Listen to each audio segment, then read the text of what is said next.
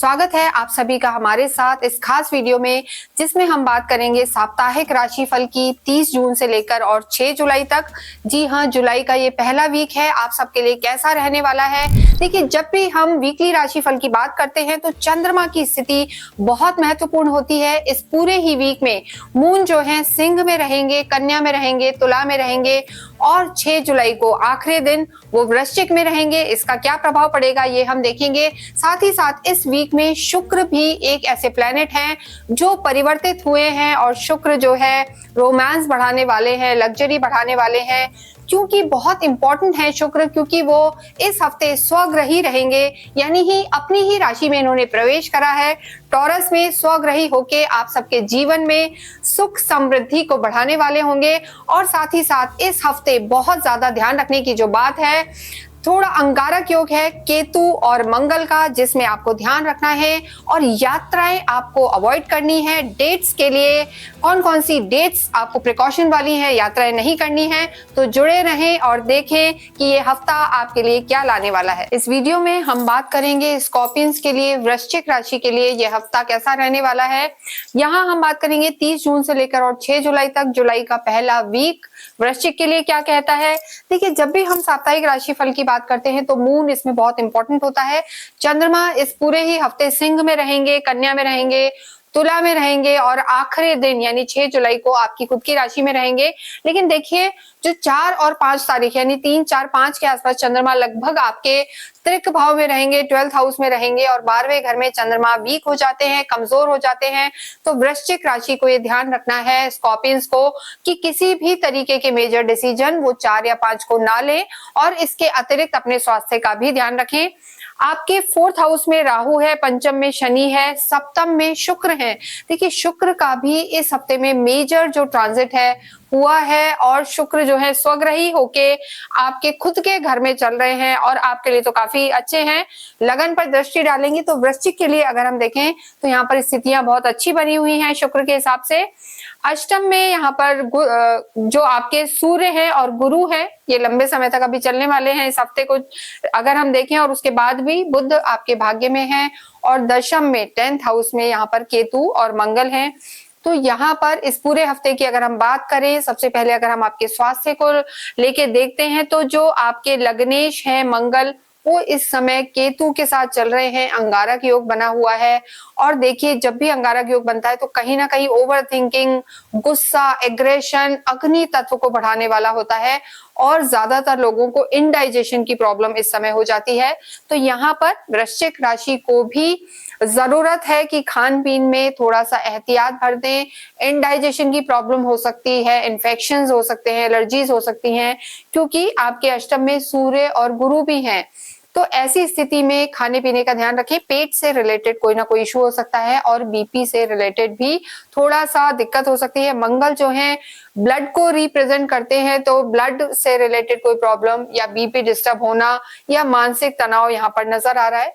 लेकिन ये जो वीडियो हम बनाते हैं गोचर के आधार पर बनाते हैं और इसको आप अपनी चंद्र राशि और जन्म राशि से रिलेट करके देख सकते हैं। यानी जो वृश्चिक राशि है और वृश्चिक जो लगन है, दोनों ही इसे अपने से रिलेट करके देख सकते हैं, अपने नाम से भी आप इसे रिलेट करके देख सकते हैं। तो वृश्चिक राशि, वृश्चिक लगन, दोनों ही लोगों को यहाँ पर खाने पीने का ध्यान रखना है और टेम्परामेंट को कूल रखना है। मानसिक तनाव कोशिश करें कि कम से कम हो, कोई भी नहीं चाहता हो, लेकिन ऐसा थोड़ा सा टेंडेंसी रह सकती है इस वीक कि आपको तनाव रह सकता है।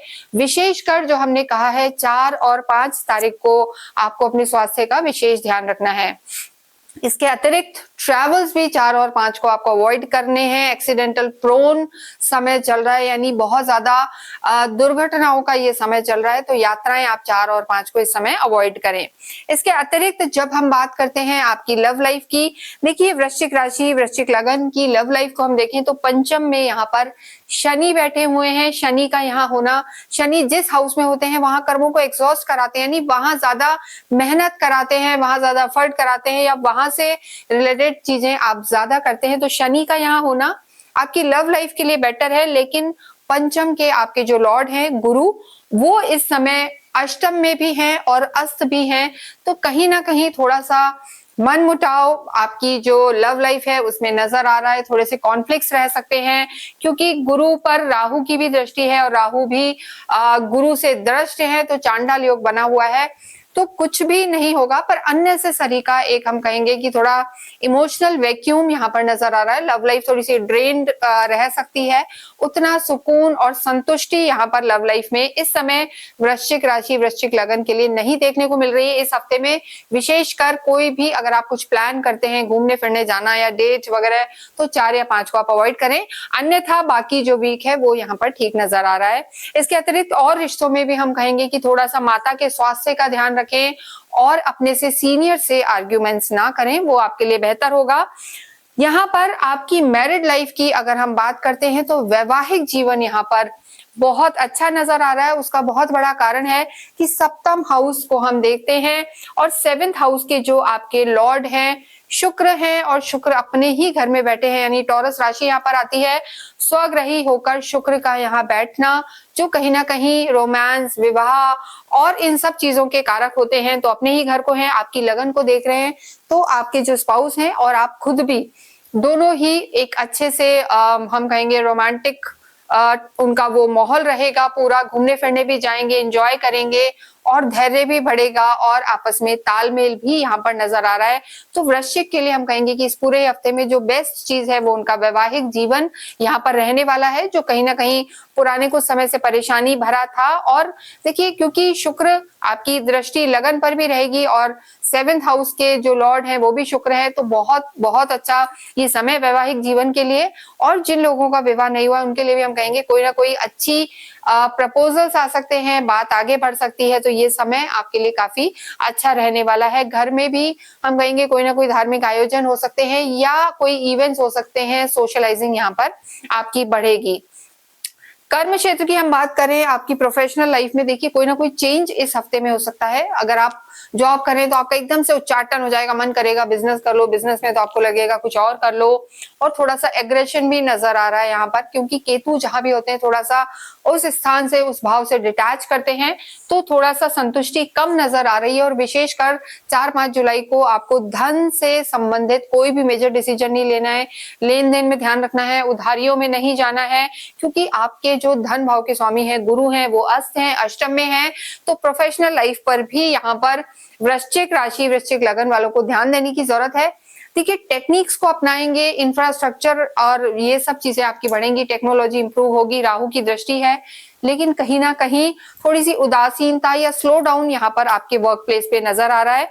विद्यार्थियों की हम बात करें तो विद्यार्थियों के लिए समय ठीक है, जो लोग स्पेशली किसी ना किसी तरीके से टेक्निकल एजुकेशन में है या कोई ना कोई कॉमर्स बैकग्राउंड का है, अन्यथा यहाँ पर गुरु आपके लॉर्ड हैं, गुरु अष्टम में है, तो डिस्ट्रैक्शन यहाँ विद्यार्थियों के भाव में भी नजर आ रहा है, संगति का भी ध्यान रखना है। तो पूरे ही हफ्ते की अगर हम बात करें तो विद्यार्थियों को भी यहाँ पर ध्यान देने की जरूरत है और हार्ड वर्क यहाँ पर आपको बहुत मांगता है, जिससे आपके रिजल्ट्स यहाँ पर अच्छे रहें।